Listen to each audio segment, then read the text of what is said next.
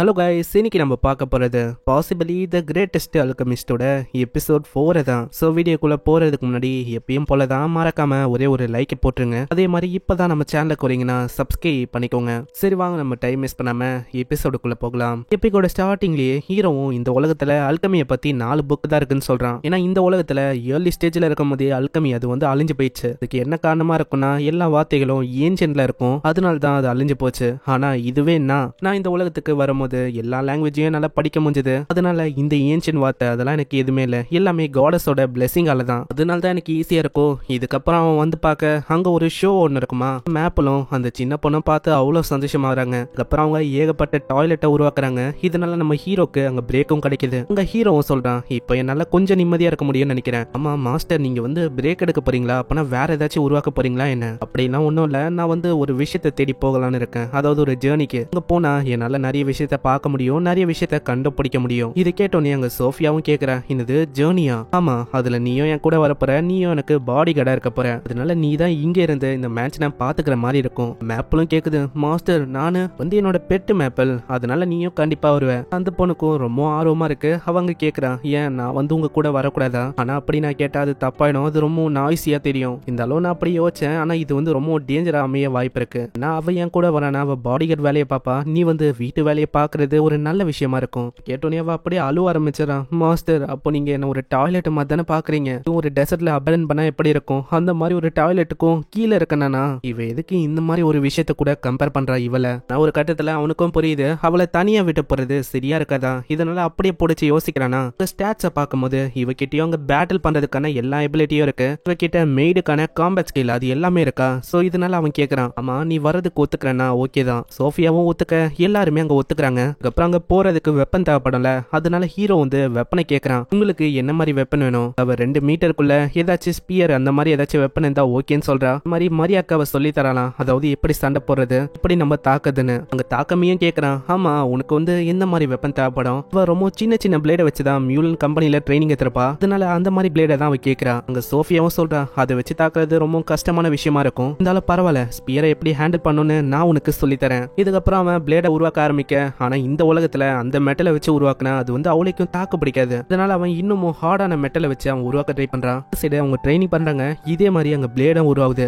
அதுல விங்ஸோட சிம்பிள் இருக்குது நம்ம சோஃபியாக்கா, அங்க ஃபிளேமோட சிம்பிள் இருக்குது நம்ம மரியாக்கா. ஆனா இதை பார்க்கும்போது அவனுக்கு வந்து ரொம்ப ஒரு மாதிரி ஃபீல் ஆகுது. குட்டியோண்டு இருக்க அந்த வெப்பனை அவ அந்த இடத்துல வைப்பாளா, அதெல்லாம் பார்த்து இவன் ஒரு மாதிரி ஆகுறான். இந்த விஷயம் மரியாக்கு ஒரு மாதிரி ஃபீல் ஆகுது. ஆமா என்ன ஆச்சு மரியா? அது ஒன்னும் இல்ல, ஏதோ ஒண்ணு என்னோட தொடைய அந்த ஃபீல் ஆன மாதிரி இருக்கு. இதுக்கப்புறம் அங்க வந்து அவங்களுக்கு ஆர்மர் வந்து தேவைப்படுமா, அதுக்காக ஆளு வந்து யோசிக்கிறான். அதுக்கு நான் அவங்கள கூப்பிட முடியாதுல, அதனால அவனுக்கு ஒரு ஐடியாவும் வந்து அவங்கள மாதிரி இருக்க பொம்மைகளை அவன் சமன் பண்றான். அதுங்களும் ட்ரெஸ்ஸே போலியா, இதனால ஆளு ஒரு மாதிரி ஆகுறான். மேப்லும் வந்து கேக்குதா, இதனால அவனுக்கு என்ன சொல்லணும் தெரியல. அப்படி அவன் மழுப்ப ஆரம்பிக்கிறான். மாதிரி நான் ஆர்மரை தான் உருவாக்க ட்ரை பண்றேன், வேற எதுவும் இல்ல. மேப்லும் ஒத்துக்குது. இதே மாதிரி பல நாள் போனக்கு அப்புறம் அவங்களுக்கு ரொம்ப பர்ஃபெக்டா இருக்கிற மாதிரி ஒரு ஆர்மரியும் அவன் உருவாக்குறான். அதை அவங்க போட்டு பார்க்க, அது பார்த்தா அவங்களுக்கு அவ்வளவு அருமையா இருக்கு. எப்படி உங்களுக்கு ஃபீல் ஆகுது? இது பர்ஃபெக்டா இருக்கா?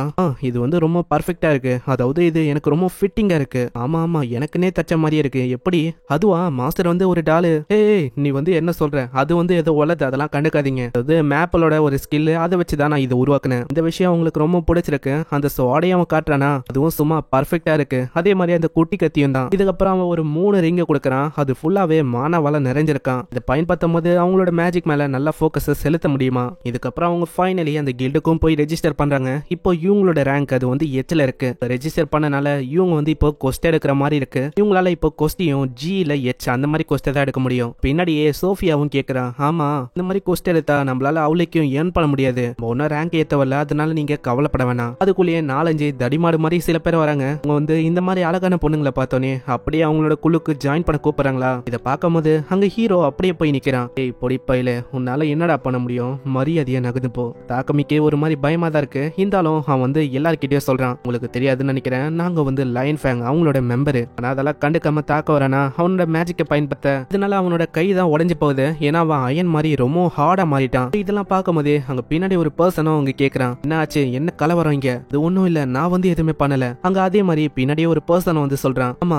தாக்கமி வந்து உண்மையிலேயே எதுவுமே பண்ணல, அவங்க தான் முதல்ல தாக்க ஆரம்பிச்சாங்க, அதனாலதான் இப்ப அவங்களுக்கு அடியும் பட்டது. சரி தாக்கமி, இப்ப வந்து என்ன மீட் பண்ண. அதுக்கப்புறம் அவங்க வந்து என்ன பண்ணாங்கன்னு கேக்குறாங்களா. அங்க பின்னாடி இருக்க அந்த பர்சனும் சொல்றான், நான் வந்து மானாவோட ட்ரேஸ பார்த்தேன். இது கேட்டோன்னே அவன் ரொம்ப ஆச்சரியமாகறான். ஏன்னா இவன் வந்து மானாவோட ட்ரேஸை பார்த்திருக்கானா, இவனால அதை சென்ஸ் பண்ண முடியுதுன்னா இவன் கிட்ட ஏதோ ஒரு ஹை லெவல்ல ஸ்கில் இருக்குன்னு நினைக்கிறேன். நீ வந்து ஏதாச்சும் மேஜிக்கை அவங்க மேல பயன்படுத்தினியா என்ன? இல்ல இப்பதான் அங்க தாகமிய சொல்ல ஆரம்பிக்கிறான். என்ன பண்ணனா, என்னோட ஐட்டம் பாக்ஸ் வழியா சில பல சாக்கோல மேல நான் கோட் பண்ணனா, அதனால என்னோட உடம்பு அப்படியே டைமண்ட் மாதிரி மாறிச்சு. அதனால தான் அந்த பர்சனோட கையும் அப்படியாச்சு. இதை கேட்டு அவங்க ரொம்ப ஆச்சரியமாகறாங்க.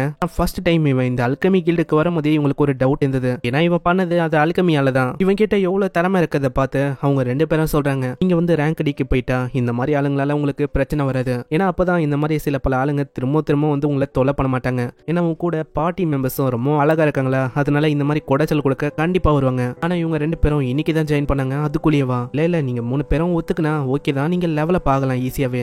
அவங்க 2 பேரை கேட்டா அவங்களும் ஒத்துக்கிறாங்க. இதனால ஹீரோவும் அங்க ஒத்துக்கிறான். இதனால இவங்களுக்கு ஒரு கொஸ்டும் கிடைக்குது. அது என்னன்னா காப்ளின்ஸை கொல்லணும். இதே மாதிரி தான் அங்க போற வழியில மேப்ல வந்து எத்தனை காப்ளின்ஸை சொல்லுதோ அதே மாதிரி அவங்க தாக்கி எல்லாரையுமே கொல்றாங்க. மிஷினும் இதே மாதிரி முடியுது. இருந்தாலும் அந்த பொண்ணு வந்து ஒத்துக்கிற மாதிரியே இல்ல. இன்னமும் இங்க நிறையவே காப்ளின்ஸ் இருக்க வாய்ப்பு இருக்கு. முக்கியமா ஜெனரல் அதுவும் இருக்கும். அங்க தாக்கமியும் சொல்றான், வேணா நம்ம போயிடலாம். ஏன்னா நம்மளோட வேலையை நம்ம முடிச்சிட்டோம், நம்ம போறது ஒரு நல்ல விஷயமா இருக்கும். ஏன்னா இதுக்கான ரிவார்டா 3 சில்வர் காயினும் நம்மளுக்கு கிடைக்கும். நான் என்னதான் இப்படி ஆளு சொன்னாலும் அங்க வந்து அவங்க கேட்கற மாதிரியே இல்ல. கிட்ட எலமெண்டல் மேஜிக் இருக்கு, இவ கிட்ட எத்து மேஜிக் இருக்கு. வேற என்ன வேணும், நம்மளால அதை தோக்கடிக்க முடியும். இவ அவ்வளவுதான் ரேஜ் மோடுக்கு போயிட்டா போல, இனிமேலும் நம்மளால எதுவுமே பண்ண முடியாது. இதே மாதிரி தான் அங்க இப்படி இவங்க பேசுறாங்களா, மேப்ல அவங்க சொல்லுது, மாஸ்டர் நான் வந்து எவால் ஆக போறேன். இதை கேட்டோன்னே அவன் டப்புன்னு போர்ட்டல் உருவாக்கி அதுக்குள்ள போட்டு வச்சிடறான். இதை பார்த்து அவங்க கேட்கறாங்க. இப்பதான் அவன் விஷயத்தையே சொல்றான், எப்போ லெவல் 3க்கு போறனோ அப்பெல்லாம் என்னால ஒரு போர்ட்டல் உருவாக்கி இந்த மாதிரி பண்ண முடியும். ஆனா இப்ப என்ன பிரச்சனைனா, நம்ம 3 பேர் வண்டி தான் முன்னாடி போகிற மாதிரி இருக்கும், மேப்லால வர முடியாது. இதுக்கப்புறம் அவங்க வந்து பார்த்தா ஏகப்பட்ட காப்ளின்ஸ் இருக்கு. இவங்க நினைச்ச மாதிரி தான் காப்ளினோட கிங்கையும் ஜெனரலையும் பாதுகாக்கணும்னு சொல்லி தான் இதுங்க இப்படி பண்ணு. இதுக்காக அவங்க ஒரு பிளான போட்டு ஃபர்ஸ்ட் அவங்களோட மேஜிக்கை வச்சு தாக்குறாங்க. அதனால முன்னாடி இருக்க அந்த காப்ளின்ஸ் அது அப்படியே அழிஞ்சு போகுது. பின்னாடி இன்னமும் காப்ளின்ஸ் இருக்கு. அதாவது அந்த கிங்கும் ஜெனரலும் ரெண்டுமே இருக்கா. அங்க ரெண்டுத்தையும் அப்படியே தாக்க ஆரம்பிக்கிறாங்க. தாக்கமியா அந்த மாச தாக்க வர, ஆனா அவனோட அல்கமி திறமையை வச்சு அப்படி எரிச்சிடறான். இதே மாதிரி கில்டுக்கு வந்து காட்ட அவங்க எல்லாருமே அவ்வளவு ஆச்சரியமாகறாங்க.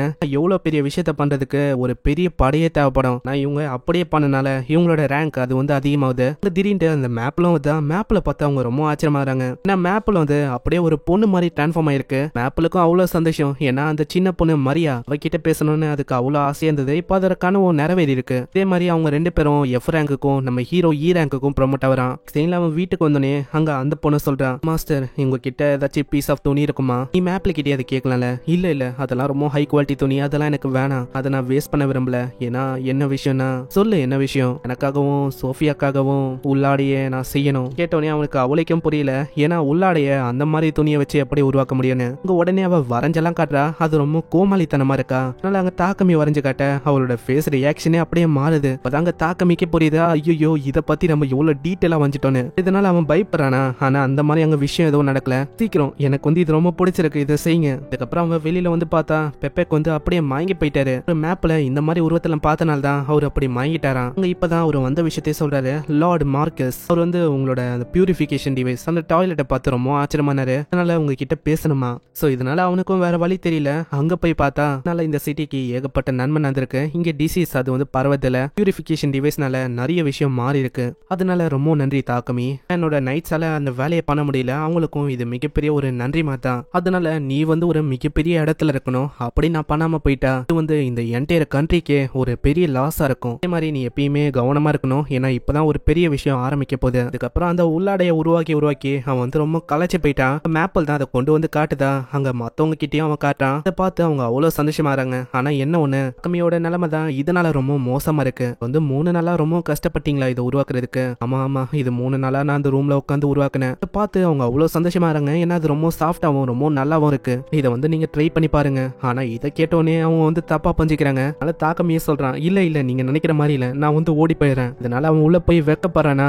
அங்க மரியா அவன் சொல்றான், தாக்கமி வந்து ரொம்ப வெக்கப்படுறாரு, நீ வந்து அதுக்குன்னு இப்படி எல்லாம் சொல்லக்கூடாது. தாக்கமியும் உள்ள போய் எதோ யோசிக்கிறான். ஏன் எல்லாமே ஒரு மாதிரி நடக்குது? எல்லாமே அவங்களோட பிளெஸிங் அது குறையறனால இப்படி ஆகுதா இருக்கலாம். இல்ல அப்படி எல்லாம் ஒண்ணும் இல்ல அப்படின்னு கார்டன் சொல்றாங்க. ஆனா அவன் ஒரு குழப்பத்திலேயே ஒரு மாதிரி கத்தின்னு இருக்கான். இல்ல அது கூட இல்லாம இருக்கலாம். இப்படி இவங்க சொல்லும் போது அவனோட இன்னரியும் ஒரு மாதிரி தப்பாலாம் சொல்ல ஆரம்பிக்குதான். அதனால அவன் வேணான்னு சொல்றான். அதெல்லாம் என்னால சொல்ல முடியாது, நீங்களே புரிஞ்சுக்கோங்க. சோ இங்கே இந்த எபிசோட முடியுது. மறக்காம கீழே ஒரே ஒரு லைக்கை போட்டுருங்க. அதே மாதிரி இப்பதான் நம்ம சேனலுக்கு வரீங்களா, சப்ஸ்கிரைப் பண்ணிக்கோங்க. இந்த எபிசோட் எப்படின்னு கீழே கமெண்ட் பண்ணி சொல்லுங்க. நான் உங்களை நெக்ஸ்ட் எபிசோட்ல சந்திக்கிறேன். தேங்க்யூ ஃபார் வாட்சிங். சைனரா.